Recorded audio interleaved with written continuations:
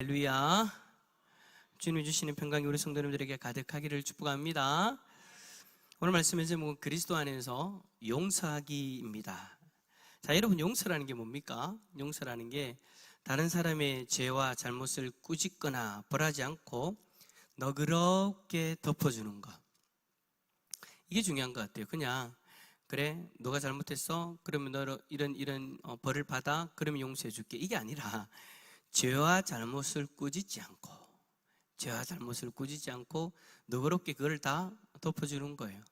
근데 우리는 이 용서의 개념을 조금 이제 이상하게 생각하고 있는 것 같아요. 우리가 살아가면서 누군가 나에게 잘못하면 너가 나에게 이런 잘못을 했으니까 넌 이런 벌을 받아야 돼. 그럼 내가 용서해 줄게. 너가 이렇게, 그럼 내가 용서해 줄게. 뭔가 전제 조건을 다는데 그 벌에 대한 대가를 받으면 내가 용서해 준다. 근데 여러분, 오늘 이 용서에 대한 정의를 생각해 보면 맞지 않는 거예요.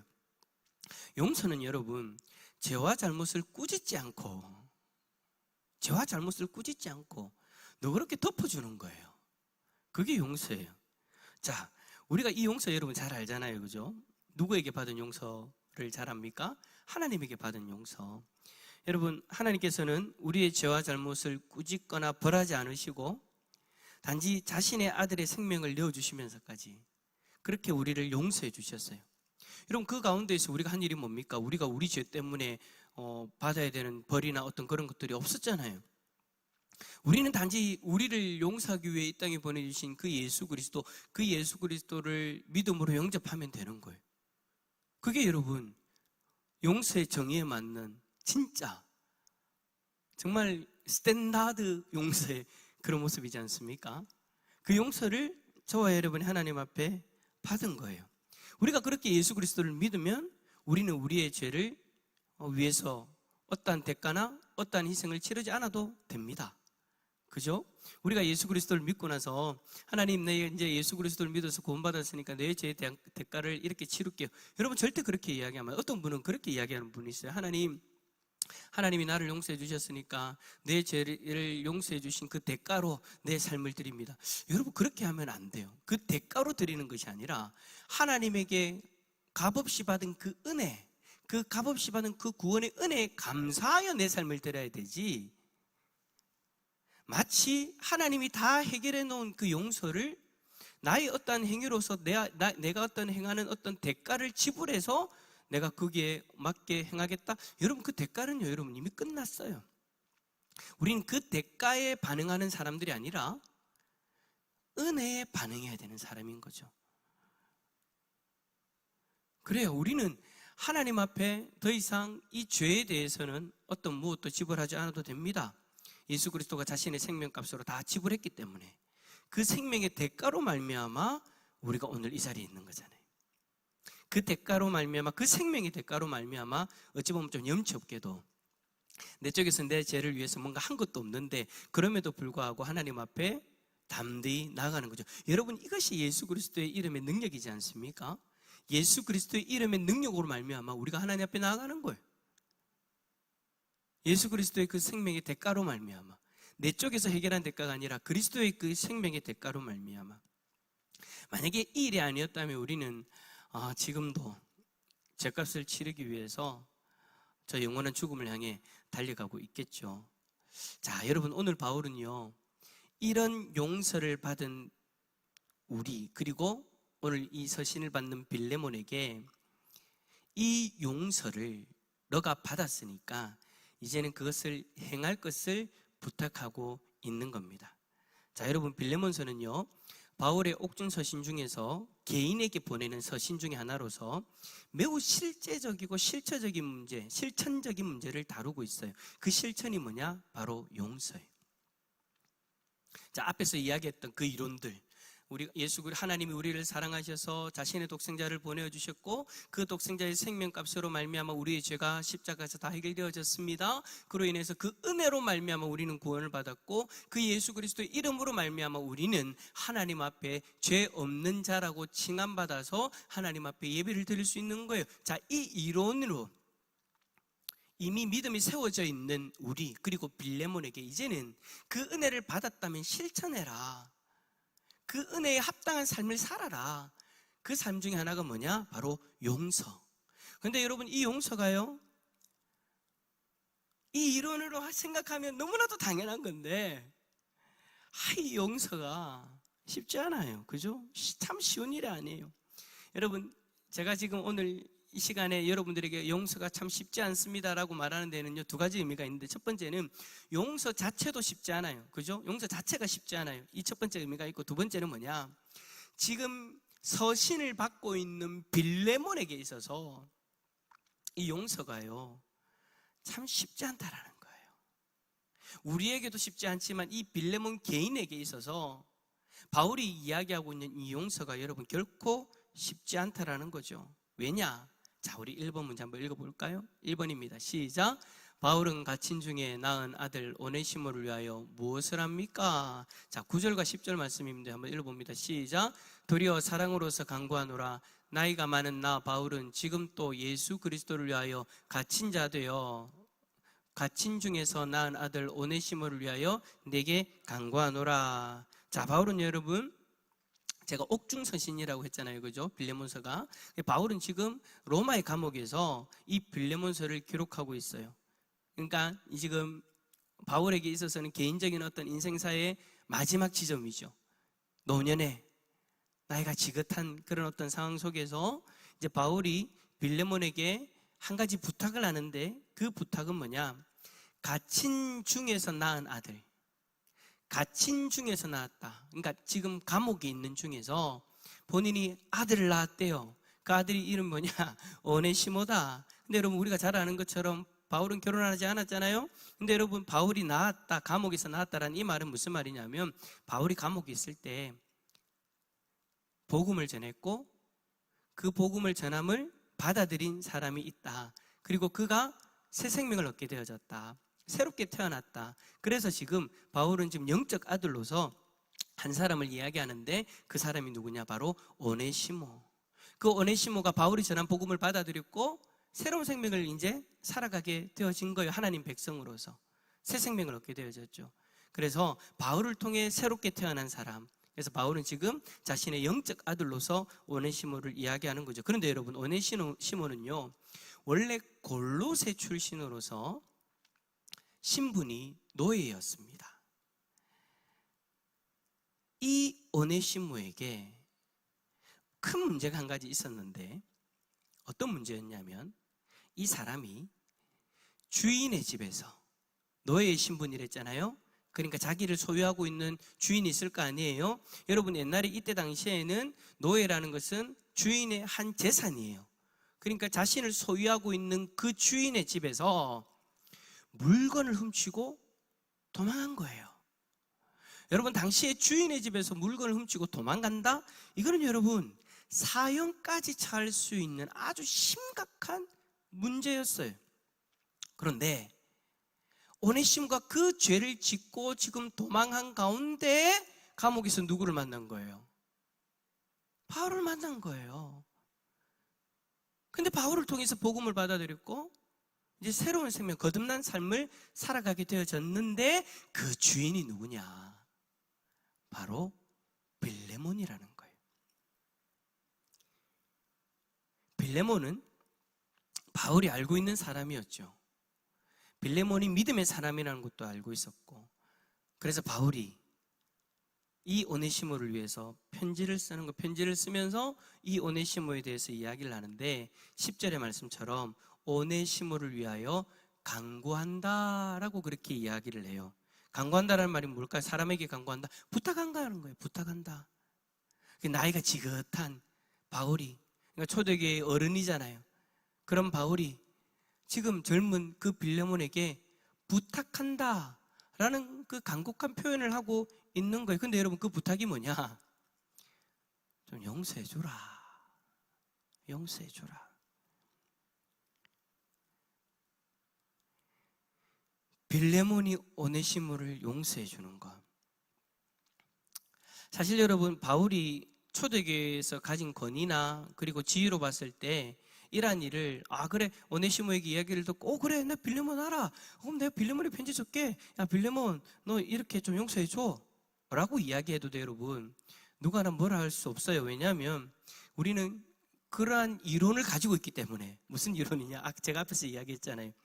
이렇게 해서 용서받은 자이니까 이런 너의 인생이라면 너도 용서해 줘야 되지 않겠냐? 너도 오네시모를 용서해라. 그래서 여러분 8절에 보니까 뭐라고 되어 있냐면, 내가 그리스도 안에서 아주 담대하게 내게 마땅한 일로 명할 수 있으나. 여러분, 마땅한 일로 명할 수 있으나, 그러니까 바울의 입장에서는 지금 빌레몬에게 명할 수 있는 자리, 그리고 명할 수 있는 이론이 있었던 거예요. 명령할 수 있는 이론, 용서해라고 명령할 수 있는 이론이 있다라는 거예요. 너도 그렇게 용서받았잖아. 너도 그렇게 용서받았으니까 너도 당연히 용서해줘야지. 야, 오네시모 용서해줘. 그래서 여러분, 그리스도 안에서 누군가를 용서한다는 것은 당연하고 마땅한 것으로 이야기할 수 있는 거죠. 앞에서 그렇게 이야기한 것처럼. 그런데 바울은요, 그렇게 명령적으로 이야기하지 않아요. 명령할 수 있으나 나는 명령하지 않는다. 간구한다. 빌레몬아, 부탁할게. 오네시모를 좀 용서해줘라. 이러한 표현을 여러분 지금 바울이 한다는 말은 무슨 의미가 있는 거냐면, 이 일이 아주 어렵다라는 거예요. 너무나도 마땅한 거지만, 그러한 용서를 받은 자로서 당연히 마땅히 그렇게 용서해야 되는 거지만, 이 빌레몬이라는 개인의 입장에서는 너무나도 어려운 거예요. 아니, 불가능한 일이라고 이야기해도 되는 거예요. 불가능한 일과 같은 거예요. 그래서 여러분, 바울이 그러한 상황을 아니까, 사정을 아니까 정중히 부탁을 하는 거예요. 참, 저는 오늘 이 말씀을 보면서 바울이 참 인격적이다라는 그런 생각이 들어요. 정말 정중히 이렇게 부탁을 하는 거죠. 그러면서 바울에게 여러분, 이렇게 정중하게 부탁을 하면서 이 오네시모라는 사람이 자기에게 어떤 의미가 있는지에 대해서 이야기를 하는데, 자, 이번 문제, 바울은 오네시모를 어떻게 대하고 있습니까? 자, 16절입니다. 읽어볼까요? 시작. 이후로는 종과 같이 대하지 아니하고 둘째라, 내게 특별히 그러하거든 하물며 육신과 주 안에서 상관된 내게랴. 자, 여러분, 바울은 오네시모를 종으로 대하지 않습니다. 노예의 신분에 있으니까, 노예의 신분 아닌 어떤 그 위의 계급의 신분에서는 이 사람을 종으로도 대해도 되거든요. 그런데 종으로 대하는 것이 아니라 어떻게 대한다고요? 형제로서 대한다. 그러니까 같은 레벨로 본다라는 거예요. 그뿐만 아니라 여러분, 그 앞에 말씀 12절의 말씀에 보면 오네시모를 신복으로 여기고 있다라고 그렇게 이야기를 해요. 여러분, 신복이라는 게 말이 무슨 말이냐? 자신의 생명과도 같은 존재, 내 심장과 같다라고 그렇게 이야기하는 것과 똑같은 거예요. 거기다가 11절에서는 그가 이전에는 가치 없는 노예였지만 이제는 그리스도 안에서 유익한 자가 되어졌다라고 그렇게 이야기를 하기도 해요. 그러니까 여러분, 바울의 개인에 있어서 오네시모는요, 종이 아닌 거예요. 종 이상의 존재인 거예요. 형제로서 나에게 힘이 되어주고 나의 심장과도 같은 사람이다. 여러분, 누군가를 나의 심장과도 같다, 이런 표현 여러분 들어보셨습니까? 들어봐야 되는데. 여러분 결혼하기 전에 들어봤어야 되는데. 죄송합니다. 저도 제 와이프한테 한 번도 그런 이야기를 한 적이 없네요. 이야기하면서 생각해보니까 얘기하면 안 될 건데. 내 심장과 같다. 세상엔 누구보다도 가장 소중한 존재라는 거잖아요. 지금 바울에게 있어서 오네시모가 그런 존재인 거예요. 그러면서 여러분, 이 16절에서 하는 이야기 보세요. 종과 같이 대하지 아니하고 종 이상으로 곧 사랑받는 형제로 둘 자라. 이 말은 무슨 말이냐면, 자기에게도 그렇게 형제와 같은 자이지만 지금 이 서신을 받고 있는, 용서해달라고 부탁하면서 편지를 보내고 있는 이 빌레몬에게도 형제로 어떻게 둘 자라? 둘 자라. 형제로 둘 자라. 나에게도 형제로 둘 자고 너도 형제로 둘 자다. 그리스도 안에서 한 형제가 되어졌다. 그리스도 안에 한 형제가 되어졌다는 것이 여러분 어떤 의미예요? 신분과 계급을 다 초월하는 거잖아요. 그래서 여러분, 초대교회 안에서는 참 희한한 일들이 벌어졌잖아요. 분명히 집에 들어가면 종인데 교회 하면 다 똑같은 형제인 거예요. 그러면서 종이 주인보다 더 앞서서 교회의 장로가 되기도 하고 지도자가 되기도 하는 그런 일들이 여러분 초대교회 안에도 일어났잖아요. 여러분, 우리나라에서도 그런 일들이 비일비재했잖아요. 분명히 집에서는 노예였는데 교회 오면 목사님이 되어져 있는 거예요. 여러분, 그렇게 신분과 계급을 초월할 수 있는 그 자리가 어디냐? 바로 그리스도 안이었잖아요. 이 일이 지금 오네시모에게 일어난 거예요.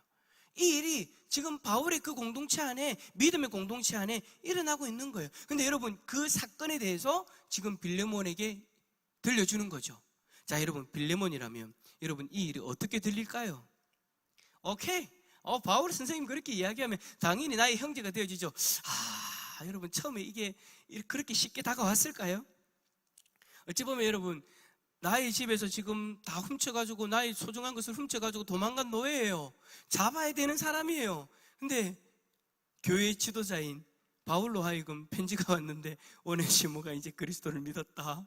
이제 오네시모는 형제로 둘 자다. 나에게도 형제요, 너에게도 형제다.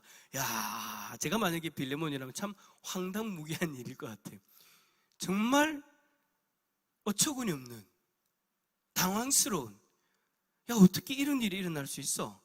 우리 집에 물건을 가지고 도망간 노예인데, 내가 저 노예를 사기 위해서 돈을 지불했는데, 그런 노예를 이제 형제라고 불러야 된다. 그냥 용서, 그냥 단순하게 용서하는 것으로 끝나는 것이 아니라 형제로. 그러니까 교회 가면 이제 오네시모가 빌레몬에게 형제요 라고 불러야 되는 그런 일이 일어나는 거예요. 여러분, 당시 사회 제도 속에서는 있을 수 없는 일이잖아요. 그런데도 불구하고 바울은 이 서신을 통해서 이 어렵고 황당무계한 일을 부탁합니다. 이럴 수 있는 이유가 뭘까요? 자, 3번 문제. 바울이 이 서신을 기록한 이유는 무엇입니까? 21절 말씀 읽어볼까요? 시작. 나는 네가 순종할 것을 확신함으로 내게 썼노니 네가 내게 말한 것보다 더 행할 줄을 아노라. 아멘.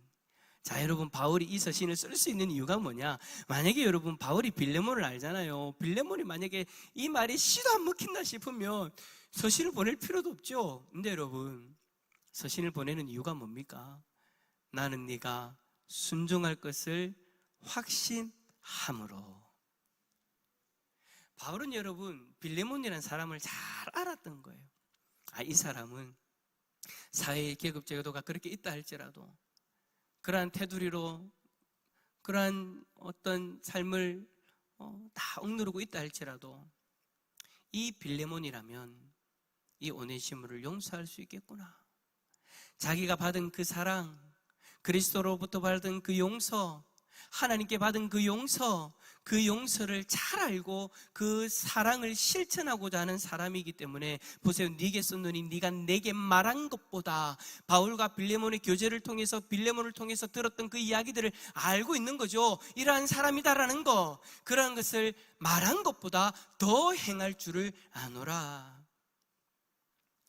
바울은 여러분, 빌레몬이 믿음이 온전한 사람이라는 것을 알았고요, 그 믿음의 분량이 자신이 하나님에게 받은 그 사랑을 충분히 행할 줄 아는 사람, 자신이 받은 그 용서를 충분히 삶으로 행할 줄 아는 사람이라는 것을 알았기 때문에, 당시의 제도 속에서는 불가능한 일이지만 그리스도 안에서 이 모든 제도와 간섭을 깨버리고 오네시모를 용서하고 받아들일 수 있는 사람이라는 확신이 있었기 때문에 오늘 이 용서를 부탁하고 있는 거예요.